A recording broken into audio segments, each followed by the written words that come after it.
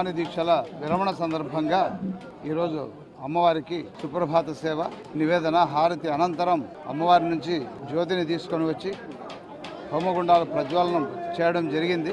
వేదమంత్రాల సమక్షంలో వైదిక పరంగా ఈరోజు అగ్నిహోత్రుణ్ణి ఆవాహన చేయడం జరిగింది.